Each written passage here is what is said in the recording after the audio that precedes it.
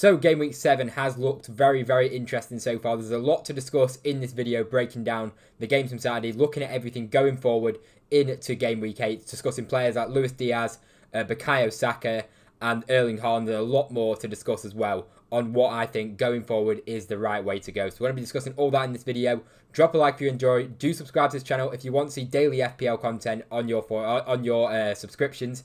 Do hit subscribe on this channel. It'd be very much appreciated. It only takes 1 second and we'll jump straight into the video. And what better way is there to start off this video by talking about Luis Diaz. Now, a lot to talk about with him. Luckily, I ended up benching him because there was early team news that got released from Liverpool and Diaz was on the bench. He came on and played about 17 minutes in Liverpool's victory over Crystal Palace. Now, a lot of people are already 45,000 managers at the time of recording this video have got rid of Luis Diaz. And to be honest, do I blame them 100%? Not really.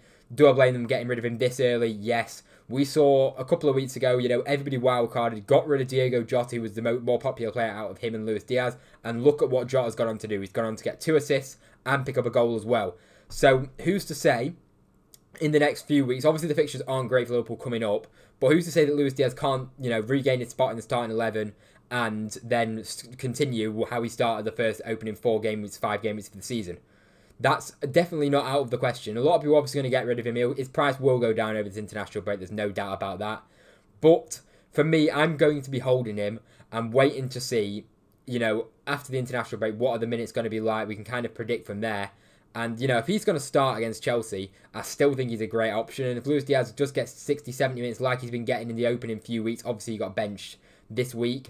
But we know he's a great option. In that time, he can do a lot of damage. And you start the season so well. So for me, I think he's definitely a hold until we get further news. But to get rid of him right now, when there's a full international break, 2 weeks off Premier League football, and all your FPL players playing in the international break, I'm not too sure that's the right decision to be jumping off him just yet. And as I said, the Diogo Jota thing is living in my head right now because we saw how Jota got taken out of everybody's teams and he ended up, doing very, very well and keeping his place when people thought he might not get as many minutes. Who's to say that can't be the same with Luis Diaz? You could argue that Luis Diaz has got tougher competition in Gakpo, who has impressed whenever he's played so far this season. Darwin Núñez, he's impressed in spells, but not to the extent that Gakpo has. Whenever Gakpo's stepped foot on the field, I think Gakpo's looked really good. But the numbers are still so good for Luis Diaz. So, if he can keep his place, and as I say, there's no guarantee that he will start next game. But there's also no guarantee that he'll be benched next game. So it's kind of a wait and see. And as I say, if he's getting starts in that Liverpool team, he's 100% definitely a threat. But I understand it. Maybe if you want to do Luis Diaz up to a Cole Palmer and downgrade elsewhere, I absolutely understand it. Because the transfer that I was thinking of in my team, I'll discuss it a bit more later on in the video. But it was a kind of a move from Luis Diaz up to Cole Palmer and then Trent Alexander-Arnold down to a cheaper defender. That was my kind of plan going forward. But we'll have to wait and see how Cole Palmer gets on tomorrow at the time of recording this video. And Cole Palmer has got Liverpool away, which is a tough fixture. Which very well Cole Palmer could do well in that, but that's something we'll discuss later on in the video. But for me, if you're looking for any advice on Luis Diaz, which for me, it's just keep hold of him and don't panic and make your transfer just yet. There's no need to do it. And as I say, who's to say that Luis Diaz can't still do very well this season? He's been benched 1 game, and as I say, there's going to be so much rotation at Liverpool attacking. You knew that buying him. So for me, it's not to panic yet, but there's no way he's going to be staying in my team for long at all. But as I say, if I think he is going to start against Chelsea, he'll probably be in my team, to be honest, because I think Chelsea's a decent fixture for Liverpool in terms of going forward. And who's to say that Luis Diaz can't return, because he is an unbelievable player, we know that. But, as I say, he's a frustrating player to own 100%, as Jota's been frustrating the same way. But for me, he is a hold and wait and see going into the next game week. Now, we can't not talk about Bukayo Saka. What a performance from him, and Arsenal coming out with a 3-1 win. I mean, it's still absolute pain for people who have the wild card and have the double Arsenal defence. Absolute nightmare. How have they conceded 2 goals, or 3 goals, to Southampton and Leicester? Honestly, the XG as well. The XG against Leicester was 0.32, and the XG against Southampton was like 0.67. So you'd say combined, they should have conceded 1 goal. They've conceded 3 goals. Absolute pain for Arsenal defenders. We'll get stuck into that later in the video. But Bukayo Saka, 16-pointer, all 3 bonus points, a goal and 2 assists, and that's looking a lot better. And people who got rid of Saka, a lot of people went from Saka to Palmer, which, I mean, I understand the move, but not when Saka's playing against Southampton at home. It's the best fixture you can possibly get for an attacker, really, or one of them. And, Cole Palmer could very well match a score of Saka or get close to a score of Saka tomorrow, which is very possible. But for me, I think having both of them is a really clever and smart way to go. But look, as I say, Arsenal's fixtures after this aren't the best as well. We'll discuss that a little bit later on. But because Saka's numbers are looking a lot better now, he had an XGI against Southampton of 1.24. Bumps his XGI up over the course of the season to 0.82, so it's looking quite healthy there. Gets his goal as well. We needed more goals from Saka. We needed a goal really that game against Southampton, and he ended up managing to get that as well as 2 assists as well. So overall for the season, 2 goals and 7 assists. It looks very good. Overall points of 51. Catching Cole Palmer now, but I am praying on a Cole Palmer blank tomorrow. But what's the chance in that? Probably quite low. But the next fixture for Arsenal is nice. Bournemouth away is a good fixture. After that then, I wouldn't say the fixture run is as bad as it looks like. You see a lot of red on the screen in terms of his fixtures coming up.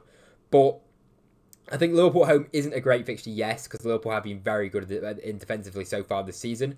But Newcastle away is red. Is it really red, though? Is it really a red fixture? I don't know. I think Newcastle away for Arsenal isn't a bad game. Newcastle haven't impressed me too much so far this season. So I wouldn't say that's a terrible fixture. And Chelsea away, again, Chelsea defensively haven't been the best. They haven't been bad, but they haven't been the best so far this season. And then Nottingham Forest after that. So I'd say it's not an absolutely terrible fixture run. And, obviously a lot can change in my mind in the space of a week. But I'm probably looking to hold Saka this whole time, to be honest. I think he's just a class player. And he can get returns against anyone. And he's proven so far this season that he can get consistent points, which not a lot of players have offered consistent points so far this season. Saka getting his first big points haul is really nice to see. So for me, again, Bukayo Saka as a hold, and about a transfer in, I mean, a lot of people are obviously going to bring him in after this points haul, but the fixtures aren't really enough to bring him in for me. I mean, if I didn't have him, I'd probably just carry on going without him. Swapping all these premium players, I'm not really too sure. I just think just stick with one and just accept that, some weeks you're going to have, some weeks you're going to do well, some weeks you're going to do bad. Obviously, you can take the risk if you want to. But as a transfer, I'm not 100% sure on Saka. But, for me to be owning him already, I'm very happy to keep hold of him.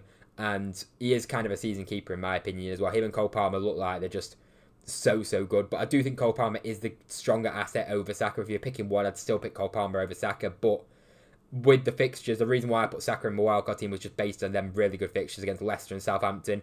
Didn't get anything against Leicester, but he came in with at least 3 contributions against Southampton, which kind of makes up for the bad week against Leicester. But, as I say, a lot depends on how Cole Palmer will get on against Nottingham Forest tomorrow. There'll be a lot of eyes on that and a lot of pressure on Cole Palmer for a lot of managers to end up, coming big for that, because a lot of people who don't have Saka do have Cole Palmer.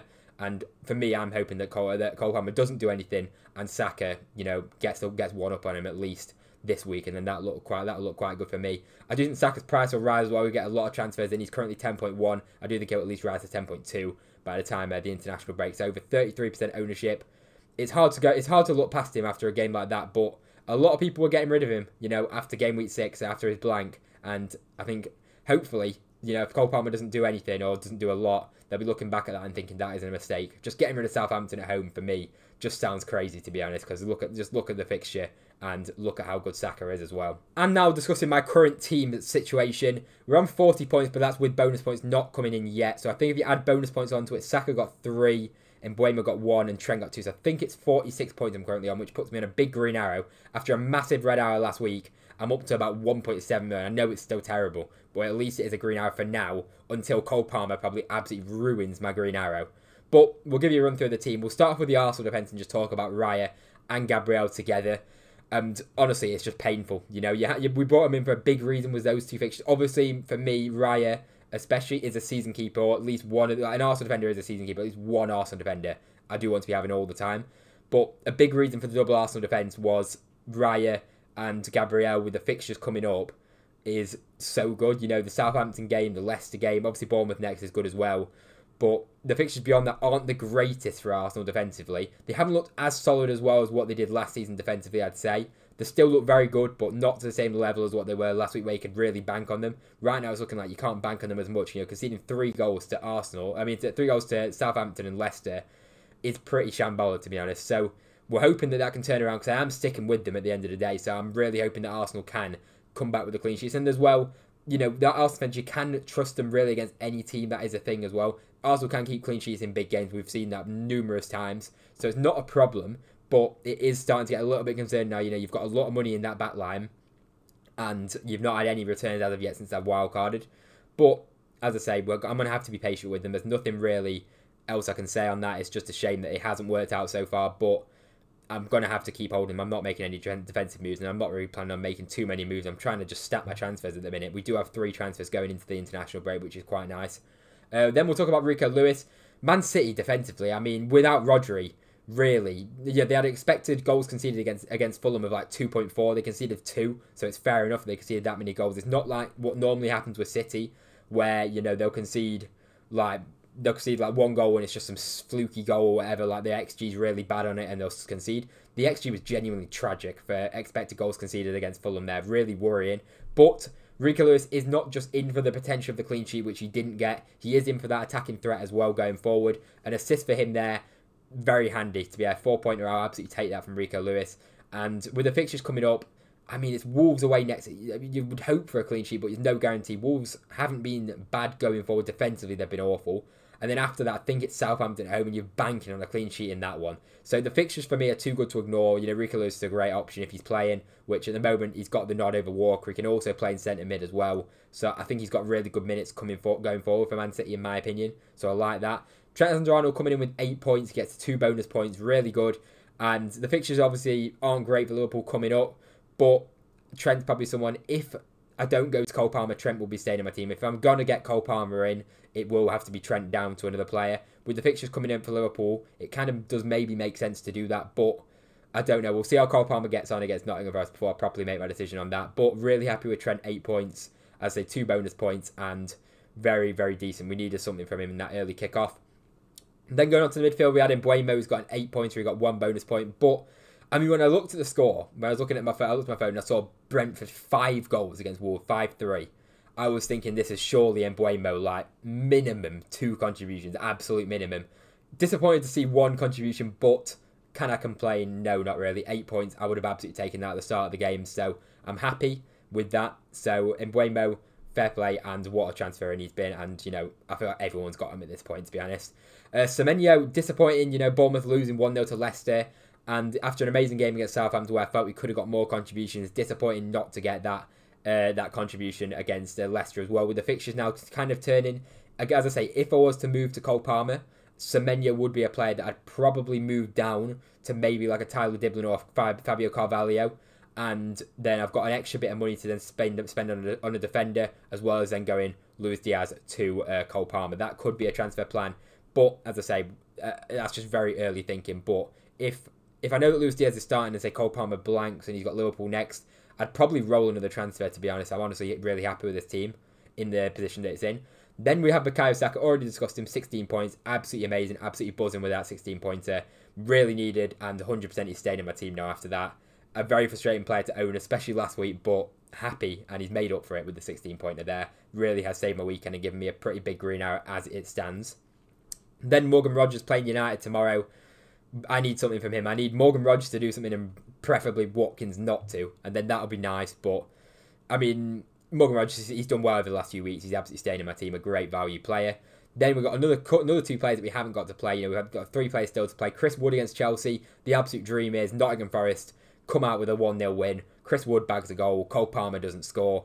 Happy days, pretty much. But that's probably not going to happen. But I got the early team. Well, we got the early team news with Luis Diaz not starting. So I thought, let's go for Chris Wood. Chris Wood was first on my bench. I thought, let's bank on Luis Diaz only picking up 1 point, which he did luckily. And Chris Wood will get the start against Chelsea most likely. So, who knows? Who knows? Hopefully Chris Wood can really do something for me. I'm praying for it. Dominic Solanke, I've got faith in this guy, to be honest. This is the guy that I've got the most faith in to get a return. Spurs have been really good going forward in the last few weeks. Brighton away. Brighton were terrible defensively last game. Van Heck as well. It looks like he's out for the game as well, so that boosts Spurs' chance of scoring, I think, even more. And I'm hoping Solanke does come in with at least a goal. I'll take a goal, but let's get some bonus points at least, Solanke, if you're going to score a goal for me. Erling Haaland, we have to discuss this. 2 blanks in a row.